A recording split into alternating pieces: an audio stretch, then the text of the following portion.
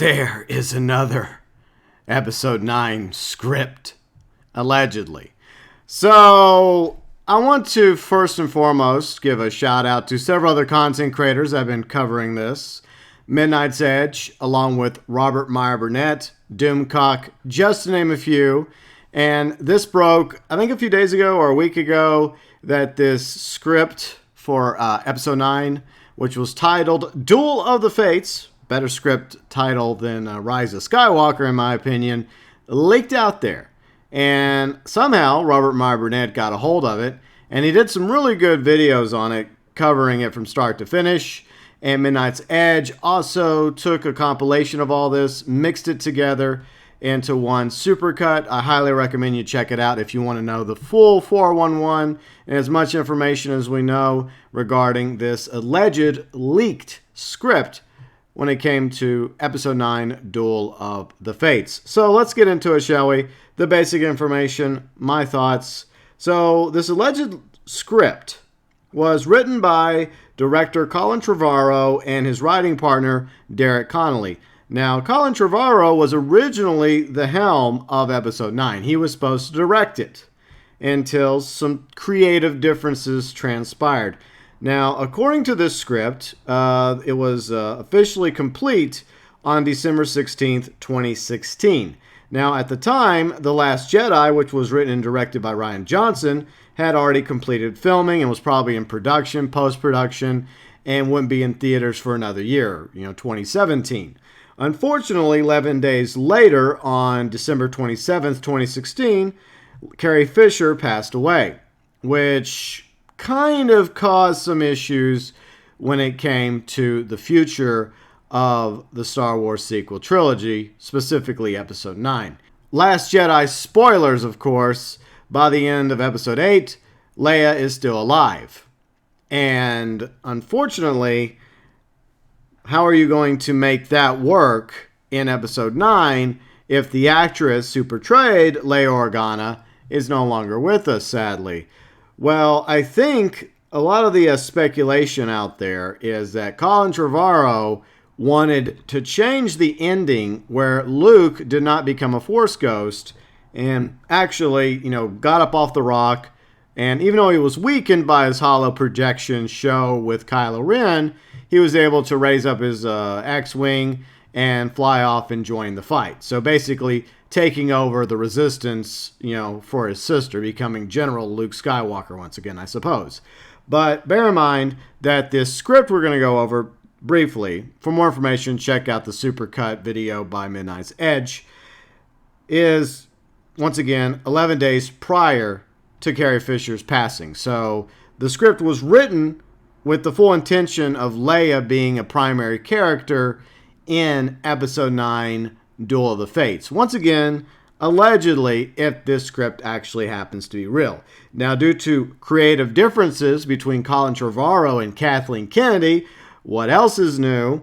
Colin Trevorrow and his writing partner, Derek Connolly, left the Episode 9.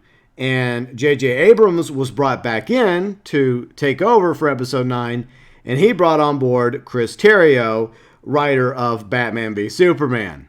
I'm just going to leave that there. Yeah. So they took over, but they also used elements from this script written by Colin Trevorrow and Derek Connolly, taking over elements and cherry-picking them, repurposing them in Episode 9, Rise of Skywalker. So there are similarities in the Duel of the Fates and Rise of Skywalker, and that's why Colin Trevorrow and Derek Connolly are also credited as writers of Episode 9, The Rise of Skywalker. But bear in mind that Colin Trevorrow and Derek Connolly, in their script, had no intention of bringing Emperor Palpatine back as the main baddie. That's not in the script. Now, there is a scene where you have a holocron we're going to talk about that features Palpatine giving instructions to Vader, but that's it. It's basically just a cameo for Emperor Palpatine, a.k.a. the Senate. He was not brought back magically, and, the explanation is, well, the Force the dark side of the Force is a pathway to many abilities some would consider unnatural, and other lines that Trevorrow and J.J. Abrams stole from previous Star Wars movies. Bear in mind, once again, Chris Trevorrow, the writer of Batman v Superman. And as a DC Batman fan, I'm going to continue to bring that up. So, anyways, the basic premise is the First Order reigns across the galaxy, and they've taken over Coruscant. Coruscant's become their capital, and Coruscant's seen better days. Hux has become Chancellor. Meanwhile, Kylo's out there on Mustafar. He's trying to find power and training because he doesn't feel like he's reaching his full potential as a dark side user. So that's what he's focused on, while Hux is now Chancellor of the First Order and of the galaxy, and anybody that stands against him are put to death with lightsaber guillotines. Kind of interesting. And Hux apparently thinks that he has Force powers and abilities, which is kind of funny. He's trying to use the Force, but he can't. So they're adding a little humor there. They're adding his scary side from Force Awakens, and they're also adding his silly side from The Last Jedi, which works. Both sides actually work because we're complex creatures. You know, we're not one-dimensional, and neither is Hux. Moments he can be scary, and then there's moments where he can be absolutely ridiculous. So while Kylo's on Mustafar and Hux is being Chancellor and the entire galaxy is prevented from communicating with each other, the Resistance launches an attack on the Court shipyards. And a lot of us are familiar with that from Legends, Expanded Universe. The Cohort shipyards was where they built the Star Destroyers and other warships for the Empire. And this is the same shipyards that are building warships for the First Order. And so the Resistance with Poe, Finn, along with Rose, BB-8, and others are trying to destroy the shipyards. Unfortunately, they failed to destroy the shipyards. Apparently, Rey shows up. She's disguised as a Tusken Raider. She has constructed a new lightsaber with, I guess, the Kyber crystals from Anakin's lightsaber. Bear in mind, that lightsaber was broken in half by Kylo and Rey. So she's somehow managed to, put the crystal back together and merge it with her staff, giving her kind of like this unique double-bladed lightsaber, which made sense from my point of view, all the way back from Force Awakens, how good she is with that staff. I could always see her eventually using a double-bladed lightsaber. So right there, it makes sense to me personally that she would naturally eventually have a weapon that would reflect her fighting style, which is, with a staff, and so it's kind of a unique lightsaber she has. And along with her help and the Resistance, even though they failed to destroy the shipyards, they actually managed to capture and escape with an Eclipse-class Star Destroyer. So the Resistance has a new ship with a lot of military equipment on board, and they also captured the First Order crew that happened to be aboard. And I think Rey actually uses some of her mind trick on the First Order crew. So now the Resistance has this new shiny Star Destroyer as its flagship, along with what little fleet they've put together over the past year. So meanwhile, you have once again Kylo Ren, Supreme Leader, on Mustafar. He's in Vader's castle. He comes across the Sith holocron that has instructions from Palpatine to Vader, back when they were both still alive in the original trilogy, regarding Luke. And the idea was, if Luke somehow managed to strike down Palpatine, Vader's instructions were to take Luke to Tor Vellum, and he would help complete Luke's training and path to the dark side. Now, apparently, Tor Vellum was an instructor that taught Palpatine, Darth Sidious, the Senate. A lot of us were kind of shaking our heads when we read about this part, because I thought that Darth Plagueis was the Sith Master of Darth Sidious. Now, I guess it's possible that Sidious had two masters. Maybe when he took out Plagueis, maybe he sought out Tor Vellum, who's this ancient, thousands of years old, Lovecraftian tentacle creature that's on this planet and is all about the dark side, but I guess doesn't really care to be involved in anything. He's kind of like a dark side Yoda in a weird way. So the Sith holocron was intended for Vader, but it scans Kylo Ren and realizes that Kylo Ren is not Vader.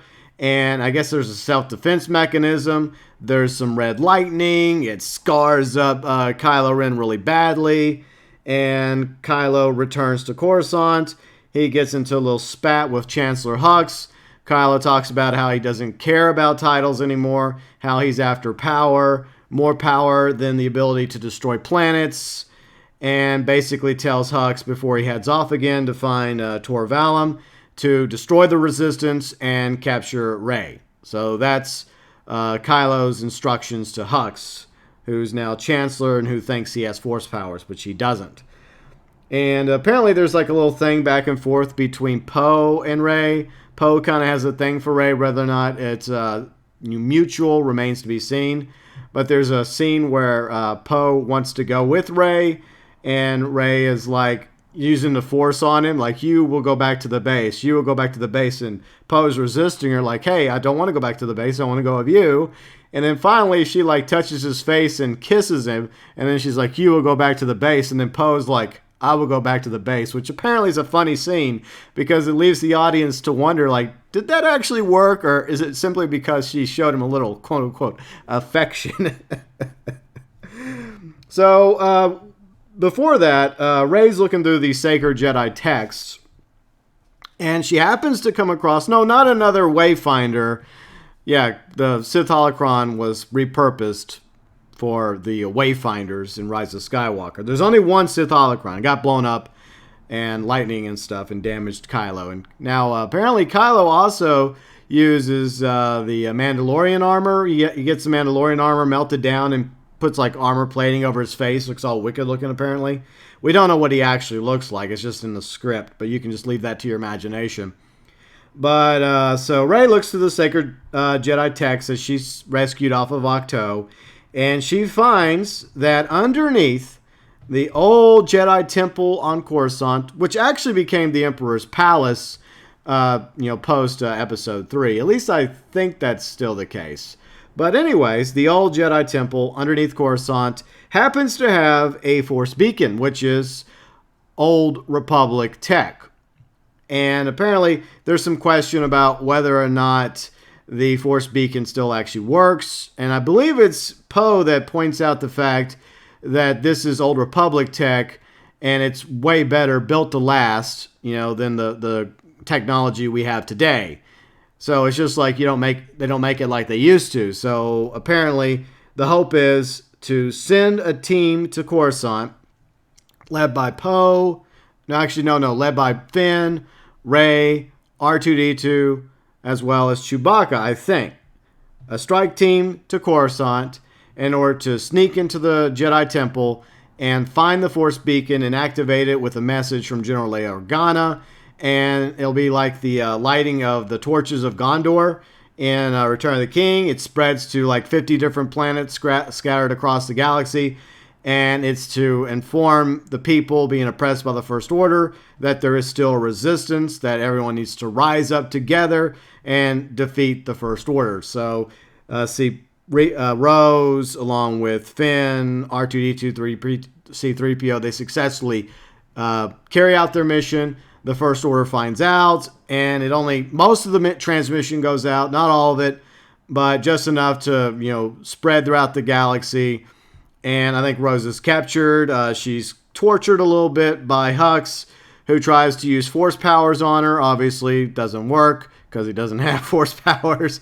Rose Tico escapes, and apparently the First Order's capital is literally a ship on the planet of Coruscant.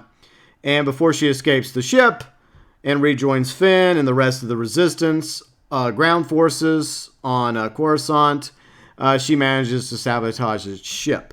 But before Kylo Ren flew off to join Tor Valum, he took Vader's mask, which he's had since Force Awakens, to the top of a balcony. And he has one final conversation with it and talks about your greatest weakness was love, and I'm stronger than you. And he tosses Vader's mask over the balcony and ends up shattering on the ground, I guess hundreds and hundreds of feet below, which basically shows that Kylo has decided to step out of his grandfather's shadow before he heads off to Torvallum. And then Torvallum starts doing some training with Kylo, explaining that he's not afraid of death, and he was talking about all the weaknesses that Kylo has, and Kylo ends up in this similar fight with a Vader, like in Empire Strikes Back, where Luke goes into the cave, he fights a version of Vader, and Kylo does the same thing. And this fight is a lot more epic between Kylo and Vader, and it turns out Vader actually ends up winning the fight. But I guess it just goes back to Kylo still having this pull to the light. Meanwhile, there's another story between Rey and Kylo, how they have this bond, which was established in Episode 8. And Finn's talking to her about Kylo, and she's telling Finn that she's having nightmares about Kylo every night, and she still believes that there's good in Ben, that she can bring him back to the light, just like Luke brought Vader back to the light. Finn doesn't believe it, but Rey tells Finn that, you're the one who convinced me that we could save people. You were a stormtrooper, and you turned against the First Order, and it's the reason why she believes that she can do it. Meanwhile, Luke is actually training Rey. So Force Ghost Luke is still around. He has a much bigger role in Duel of the Fates than he did in Rise of Skywalker. So Force Ghost Luke is still training Rey, which makes sense. You think he could still do that even as a Force Ghost. It makes more sense than Leia training her. And at the same time, throughout the movie, he's going back and forth. He's also taunting Kylo, and at the same time trying to bring Ben back to the light as well. But he's basically given up on the idea of saving Ben. He's kind of abandoned the idea, and so is Leia. The only one that really thinks that she can save Ben is Rey. Everyone else has pretty much written off Ben and believes that he's dead and that all that's left is Kylo Ren. So several battles end up taking place eventually near the climax of the movie. Before then, Leia goes and finds Lando, who owns a bar, and he's like the leader of the scoundrels, or one of the top scoundrels throughout the galaxy. And Lando tries to talk Leia out of fighting the First Order. He basically tells her, look, we already fought a war, and where did that lead us? He kind of sees it as self-defeating. And he promised Han that he would protect Leia, but at the moment, he's not willing to go fight for her. For now. You know how these things usually go in these movies. So Leia leaves, and she prepares her fleet, along with her Eclipse Star Destroyer, to go to Coruscant, because the ground forces with Finn, Rose, along with, I think Chewie's there now. I think he flew in on an X-Wing. I don't know how you get a Wookiee in an X-Wing, but I guess it was customized for him. And, of course, you have R2, C-3PO down there, and I'm sure Poe's in the fight as well in his X-Wing. And so Finn actually hooks up with former stormtroopers that have become disillusioned by the First Order, inspired by Finn, actually. And they're on Coruscant. They build up a resistance on Coruscant. A ground battle ensues. I guess citizens of Coruscant have had enough. They're downtrodden, poor, and they're fighting back against the First Order on the ground. Meanwhile, Leia's fleet shows up, her Star Destroyer, and whatever ships she had in the Resistance that she's managed to put together. So you have two battles taking place. Meanwhile, Rey has head off to Mortis. Incidentally, so has Kylo. So after Torvallum, Kylo's also heading to Mortis, which was featured in the Clone Wars. That's where the father, the daughter, and the son were. If you haven't watched the Clone Wars and you're a Star Wars fan, you're missing out. Check it out. And so both Kylo and Rey end up on Mortis. And Kylo ends up seeing another vision of Han at Mortis. And then he encounters Rey.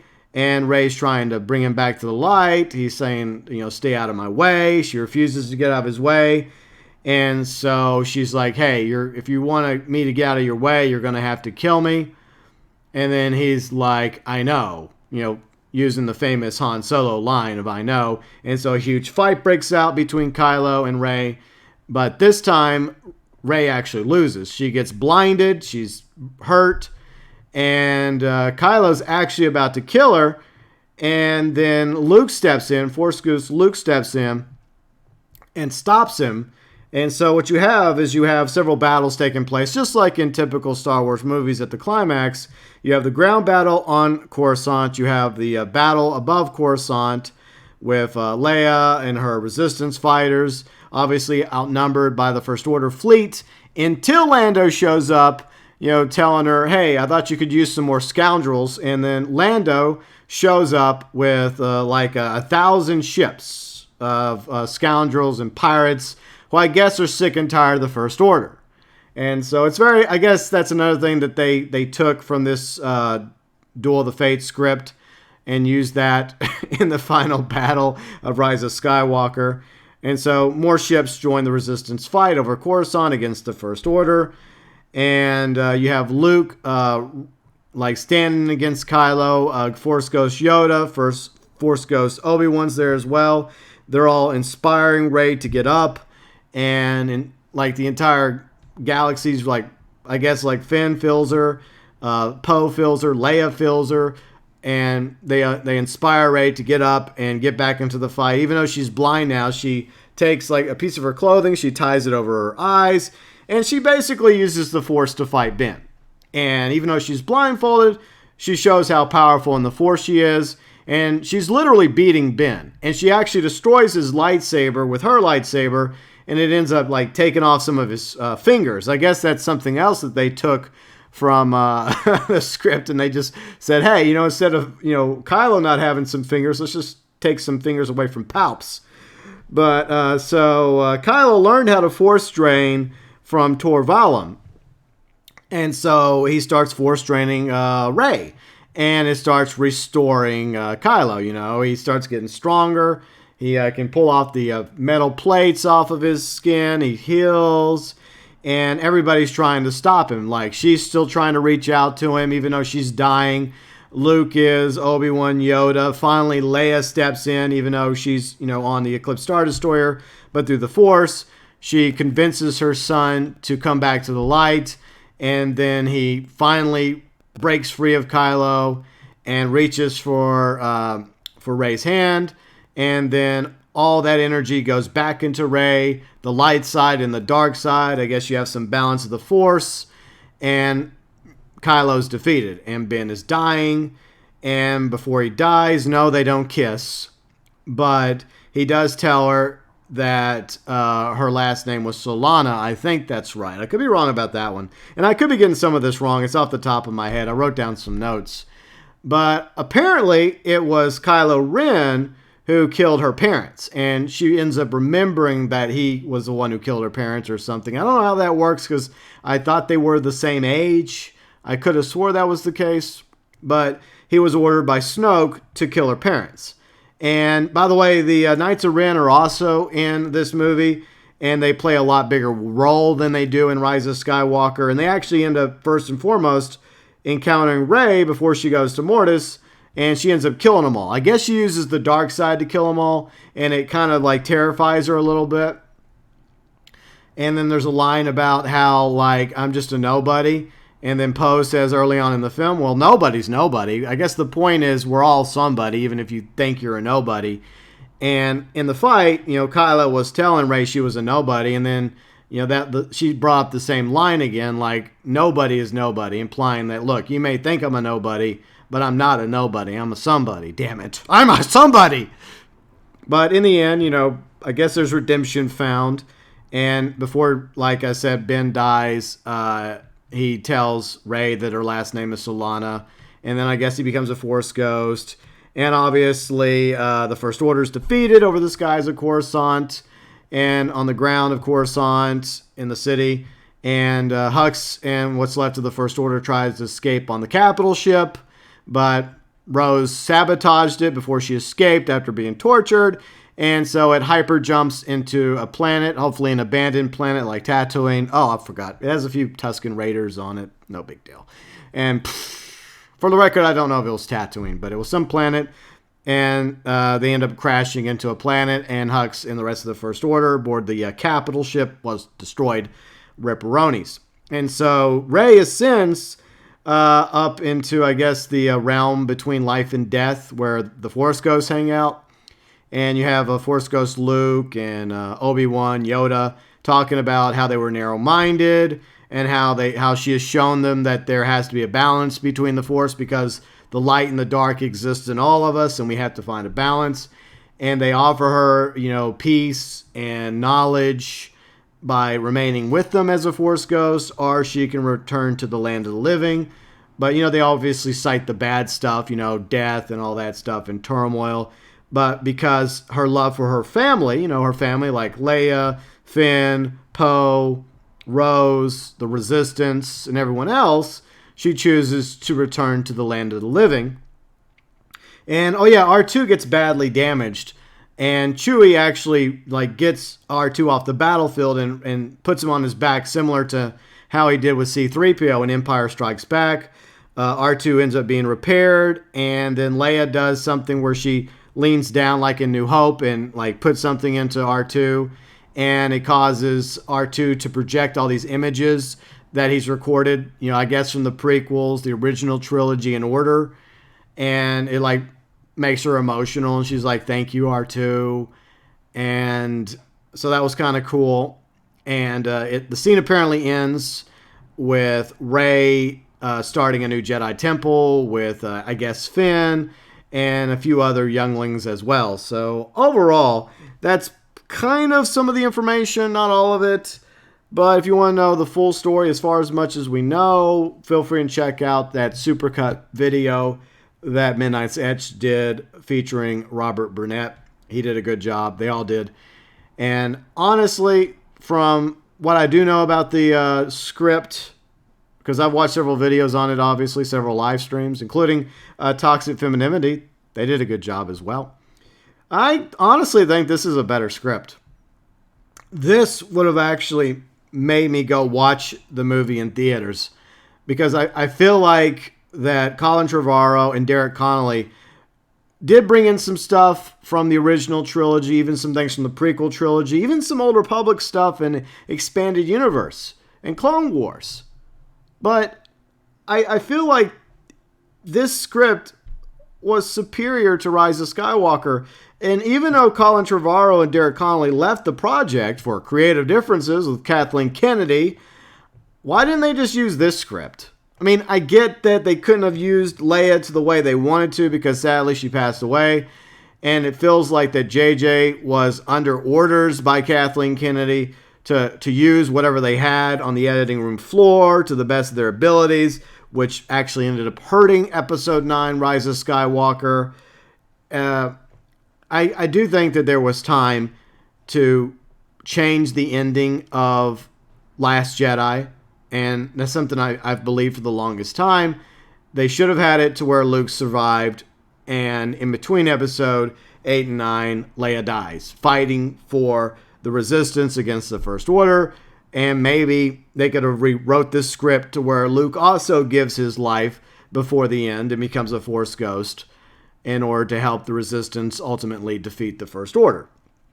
So obviously the script would have had to been rewritten. It wasn't the final draft. It was just one outline that we got leaked out from some nameless hero or heroes or heroine who obviously did not like the final product that Disney Star Wars put out courtesy of The Rise of Skywalker. And that had so many different versions as well. And there's rumors that there's going to be like an extended special edition of Rise of Skywalker that might be a little bit better because it'll be a little bit better and fleshed out. But still, if I had to choose between Rise of Skywalker and Duel of the Fates, I would have much rather gotten Duel of Fates.